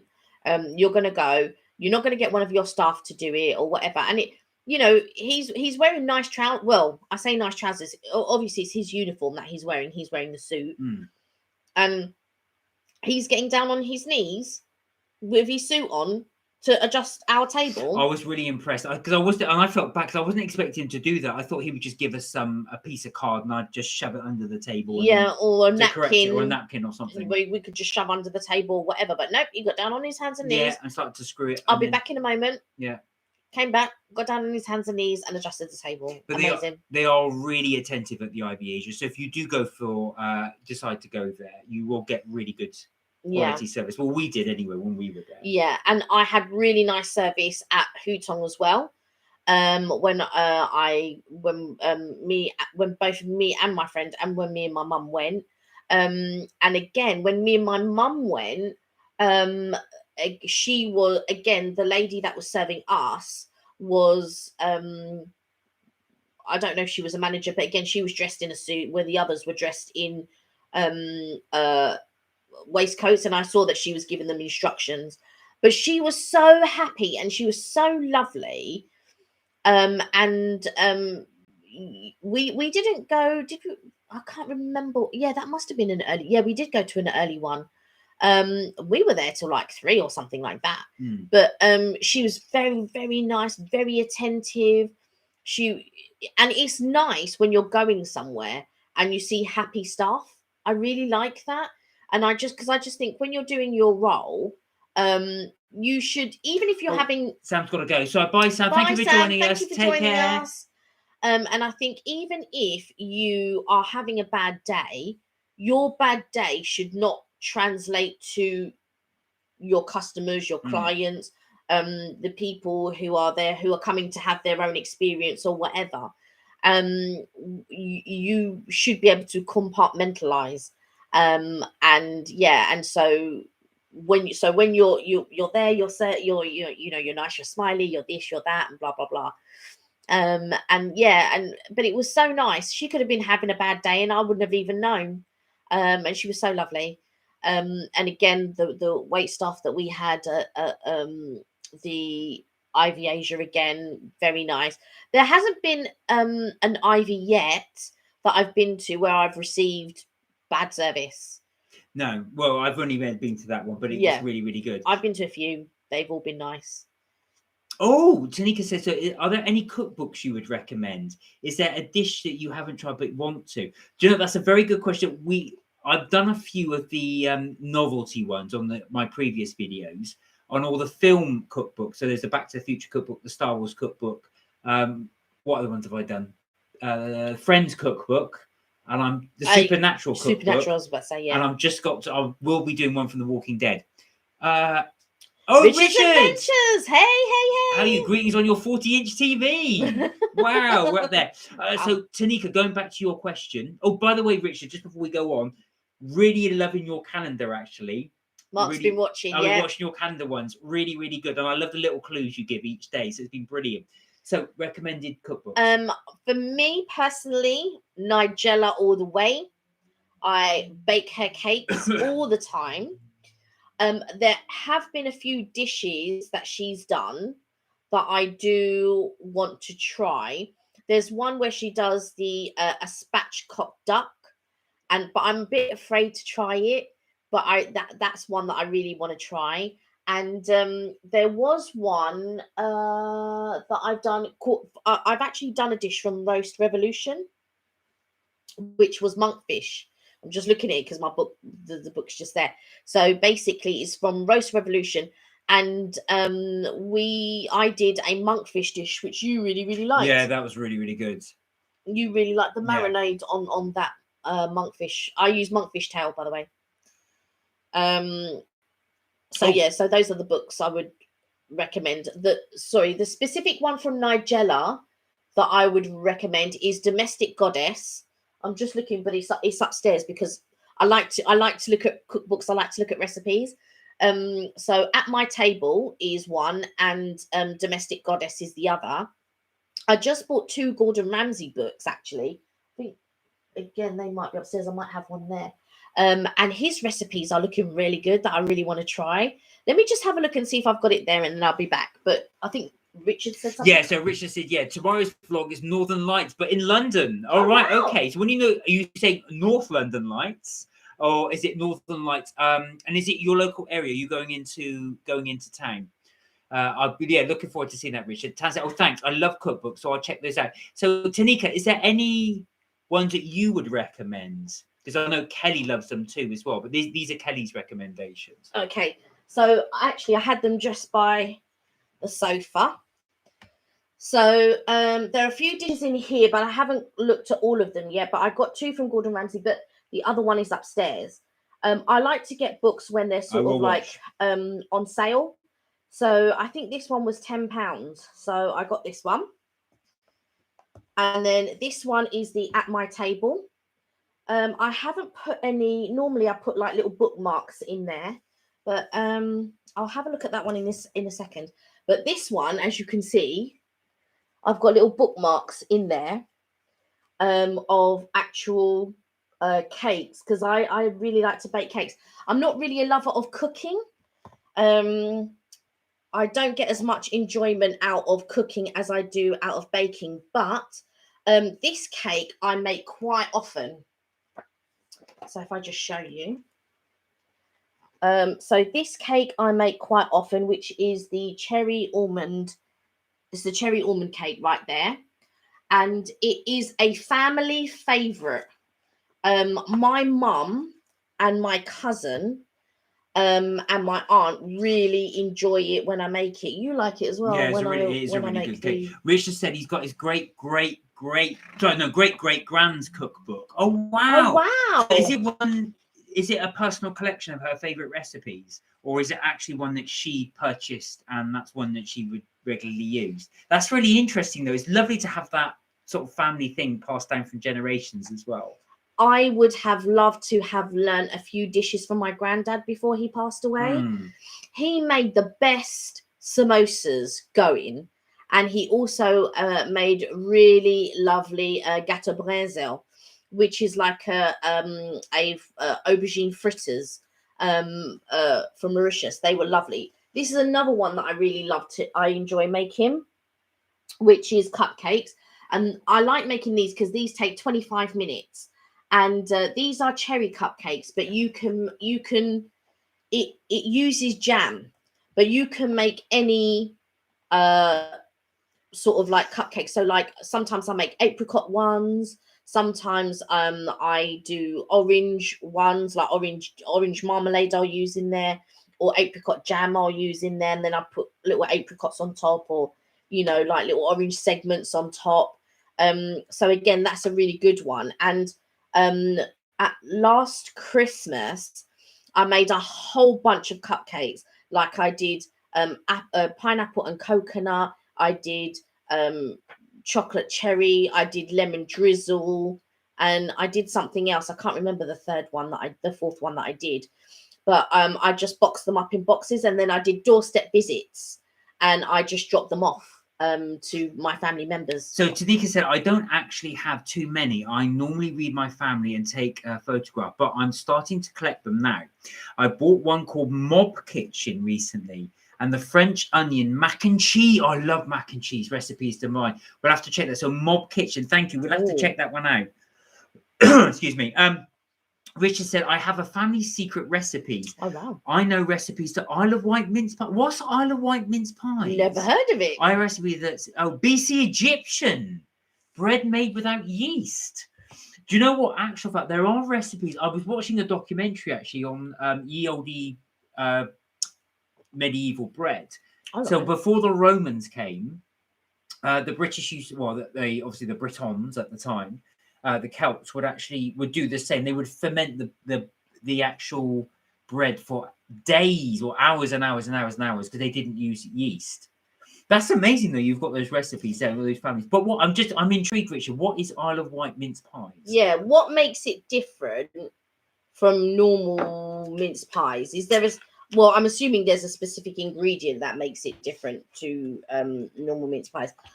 While Mark is talking, I am just having a look for that. We'll be happy to share the bread one next week. Actually, that'd be interesting, actually. You're going to put it on a video? or you're going to do it on our live. Oh, I've just realised she's got coconut shrimp here, so I could try this one. We've had it all along. Yeah. Tanika said, I have to go now, guys, but thanks for the chat, and I will try and tune in again next time. Oh, thank you so much, Tanika. It's really nice to meet you. Thank you for joining. We do the live every Tuesday at 6 p.m, and we also do the live every Friday at 6 p.m. So thank you for joining us. Thank you for joining us. Thank you. Bye. So yeah, Richard, we really enjoying your daily little advent. I'll call it advent calendar. Yeah, it's kind of a vlog advent calendar. But yeah, it'd be really interested actually to see your bread recipe. And do you do it from a culture as well? You know, from the I forget what they call it now. Do you grow your dough like yeast and you just keep that going for you can have it for years. Oh really? Isle of Wight put curtain things in the pastry mix, but it's so addicting. Oh, okay. Oh, never heard of that. Curtain things in the pastry and mix. Okay. Okay. I'll have to Google that, actually. Never heard of it. Never heard of anything like that. Do you know what? It's always annoying because whenever something happens, I always forget to bring my tablet. Always forget it, and I need it. Let me just put that in there. So put Isle of Wight recipe. Your tablet's probably charging probably over there. I like to bake quite a lot. I say I like to bake quite a lot. I did do quite a lot of baking last year. And then my uncle said, can you stop baking so much? So I've calmed down quite a bit. Richard's going to put the bread one on the vlog. Oh, okay. Richard, by the way, as well, I was really, really impressed with that. We were talking about Lego last time you came on. Oh, yeah. And I was really impressed with the Lego bits you got there as well. Yeah. I really like that. That must have taken you ages to build. So the bit I was watching is the one where you had the, not the Harry Potter one, but it was almost like you built a ginormous house out of Lego. Remember Equality Street, what I did? I've only got one left. Wow. Oh, wow. Do you know what what made me laugh, I thought was brilliant, is that you did that as well. You dip your fingers in there just to show the depth of the Quality Street. I thought that was really, really good. I'll just have a look at that. Definitely want to get that tin of Quality Street. I've got to be honest. I've been thinking to myself, that looks... We need to go down to Oxford Street to go get that. Yeah, we will. I think that looks absolutely amazing, that Quality Street. I'd even like to get the personalised tin. Yeah. And try that out. But that would be quite a nice thing to keep. But inevitably, you end up putting a sewing kit in the tin. Well, okay. Did you ever, like when I was younger, you would see a biscuit tin or you would see a chocolate tin and you'd go normally at your grandparents' house, and when you open it, it was full of sewing kits and you're just like, really? You'd be disheartened. Oh, Richard's getting more tomorrow. Oh, really? So we go down to Oxford Street tomorrow. We might have to pay a visit, actually. Yeah, definitely. Oh, God. Definitely. What time are you going down? I definitely want to go. I think we haven't got any plans for tomorrow, but really we have to. I think we may do a restaurant review. I just don't know. Oh, Alicia, hello. Hey, Alicia. Alicia Clark. No, somebody new. Oh, a new. Sorry. Oh, hi, Alicia. How are you? Thank you for joining us. Thank you for joining us. My sister-in-law is called Alicia, and I didn't have my glasses on, so when Mark said, Alicia, I was like, oh, hi, Alicia. But no, you're someone new. Thank you for joining us. She put VOH for your information. What's VOH? Oh, I don't know. What's VOH, Alicia? But yeah, thank you for joining us. Thank you. So I think we need to do a restaurant review. I just haven't chosen a restaurant as yet. So that is one thing I think I will have to look into tomorrow. Yeah. But is there any restaurants that anybody would recommend in London, and why would you recommend them, and what type of food do they serve? Because that would be great to sort of like.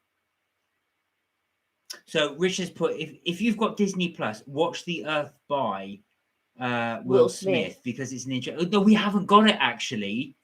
But we'll have to check it out because it'll probably come out on YouTube. So we still haven't watched the Mandalorian.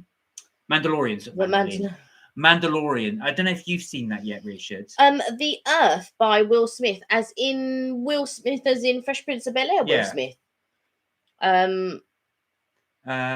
If you do go to a restaurant, try Garfunkel's. It's a family London. It's got a choice. You don't like Garfunkel's. I don't like. No, I like Garfunkel's, Garfunkel's, but Kelly doesn't. What's your favourite restaurant, Richard? Yeah, what is your favourite restaurant? If you were going to London for the day, what restaurant would be your choice? But yeah, I think that Chinese has got to be my favourite cuisine, which I have discussed before. But you know what? I do like a good roast. I'm not going to lie. Do you know what? And you know what it is? I think roast has been playing on my mind. Maybe because Christmas is coming up and I'm thinking roast. But yeah, I'm feeling roast, you know. Yeah, so I'm just having a look at this for Isle of Wight recipe there. I'd have to do a bit more digging on this because on my phone is also playing up as well. I've got a terrible phone with 8 gig of memory, so it never... And you know, I was watching earlier today, which one day I would really like to try, is, you know, there's a Rules restaurant and they've been going for 200 years, you know, and I really do want to try that restaurant one day. Garfunkel's or Burger King in Leicester Square, because you can mix the drinks.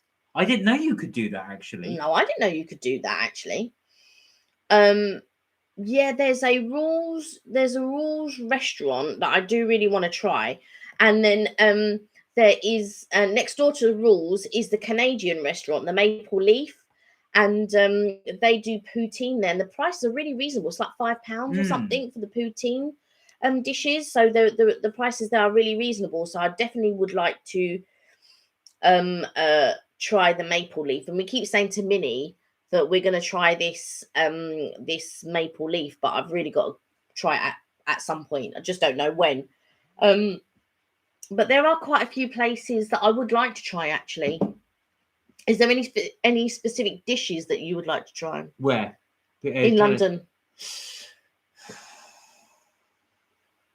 Is there anything that you just think, oh, do you know what? I would really. Do you know like what? to... I haven't had a decent curry in a long time. Oh, really? And I'm really craving a curry. I've got to say, I'm a huge pizza fan. That's my go-to. But I haven't had a decent curry in a long time. Now, there used to be one near us. So I got so involved in looking for that mince pie recipe that I ended up thinking, oh, hang on a minute, I'm still on the line. But yeah, no, I really want to look for a decent curry. I thought you were going to say you would really look forward to a seafood pizza. I really honestly thought that's what I do want one of those, but yeah, I always look forward to one of those. Well, yeah, but like we haven't really tried one other than the local one that we tried, but because there's not that many places that do seafood pizza, to be quite honest. I've only come across one. So Rich is going to do storytelling on Christmas books I showed in yesterday's video. Wow. Oh, okay. Wow. Well, I was going to say, we're going to have to tune in for that one. Yeah. I love narrating stories and things like that. And it's something similar to what I was thinking of doing, but not actually on our channel. I was actually thinking I might try it for something else. Like I might audition for a couple of things. Yeah. And actually do some storytelling that way, some narration. I think you'd be good at that, actually. Kay's got a very nice voice. Thank you. I was going to say, and anybody watching as well, do check out Richard's Adventures vlogs. They are really interesting, actually. And I would like to hear Richard doing that. Actually, Richard, I do get sucked into your videos as well. Going back to, obviously, the one where you were up and down Oxford Street. I really did enjoy that because I thought what you did, your commentary flowed really well. And I was agreeing with you like, when you were showing the overpriced sweets and stuff like that. But it flowed really well. So I thought it was a really good video. Yeah. So those of you watching as well, do get a chance to check out Richard's Adventures. Because he does give good information. Because when you were saying that certain things were just for tourists, which they were. Yeah. Which they are. Even though they are for tourists, even I pop in there every now and again, but I don't really buy a lot of things. The only time I've actually popped into one of those places and bought something was when there used to be an American shop, and I think it used to be called, it might even still be there, it used to be called Cyber Candy, and it was sort of in Covent Garden as you were sort of heading towards Leicester Square. There was a place called Cyber Candy, and again for tourists, but because you don't get a lot of specialized American shops, it was one of those ones, obviously, because they've had to import it, you're paying expensive because of the import fees and stuff like that. But yeah, I used to get stuff on there every now and again, not very often, but yeah, I'd go there. And I remember getting when I used to go to the Canadian store, because there used to be a Canadian store next to the Canada restaurant, but I've not seen the Canadian store there. So I don't know if it still exists. Yeah, they always do that. Tend to put it next to the thing. Covent Garden. Remember that one? That wasn't Cyber Candy. Oh, Cyber Candy. Yeah, that's Yeah. right. The Cyber Candy one. There, you're right. Yeah. The other video I like to do was just while you're on the subject, while it's fresh in my mind, was when you went to build your wreath, the wreath for the Christmas wreath. Oh, Yeah, I didn't see that one. Yeah, you went to the New Forest, and I think you went not New Forest. Epping Forest. God, New Forest. Epping Forest. Yeah, and you were going around there as well, looking for the various things. Oh, I didn't realise that. Yeah, I didn't see that one. New Forest. What am I talking about? That's my get my forest mixed up. Well, guys, I think we've been going for nearly 2 hours. I've actually got to go out and do a few errands, so I am going to say goodbye at this point here. But thank you so much for everybody who joined our live. We had a really good live again today. Love the chat as well. Please keep your comments coming in. We always do love chatting to you guys. I'm always grateful for your support. I just want to say one thing. I've also got the community tab now, so I can keep you updated with things that we might do, polls, things that you might be interested in. However, I don't have a subject yet in mind. I'll discuss it with Mark. And then hopefully sooner or later we'll be using that community tab as well. So look out for that as well.